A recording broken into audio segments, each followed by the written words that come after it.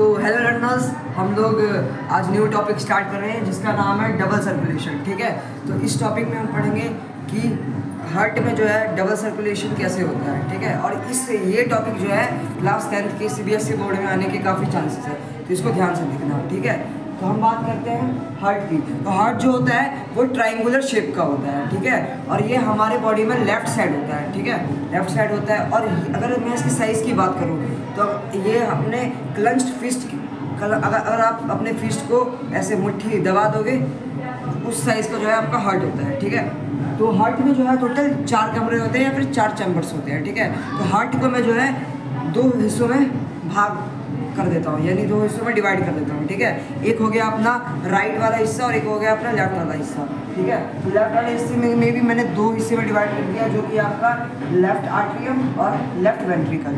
और right atrium में भी मैंने 2 हिस्सों में डिवाइड कर दिया, जो कि आपका राइट आर्ट्रियम और राइट वेंट्रिकल। ठीक है, सबसे पहले जो है लंग से जो है ब्लड जाता है लेफ्ट आर्ट्रियम में पल्मोनरी वेन के थ्रू, वो ऑक्सीजनेटेड ब्लड जाता है। ठीक है, क्योंकि हम जब ऑक्सीजन लेते हैं तो हमारे ब्लड में जो है ऑक्सीजन की मात्रा बढ़ जाती है, तो ऑक्सीजनेटेड ब्लड हो गया। ठीक है, तो ऑक्सीजन जो है लंग से आता है वो लेफ्ट आर्ट्रियम में पल्मोनरी वेन के थ्रू। ठीक है, याद रहेगा।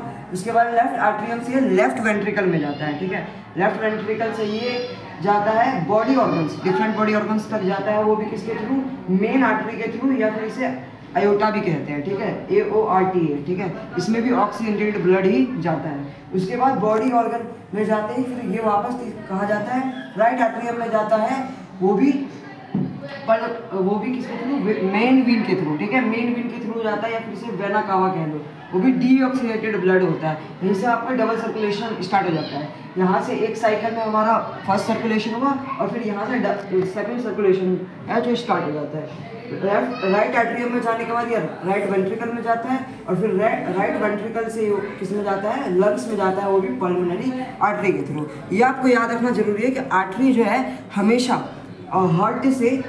हार्ट से वो different organs of the body तक जाएगा, और वीन जो है आपका हमेशा लंग से different organs of the body तक जाएगा। ठीक है, जैसे कि आप देख सकते हो लंग से यहाँ पे हार्ट में आया है और यह हार्ट से ये वापस लंग्स में जा रहा है।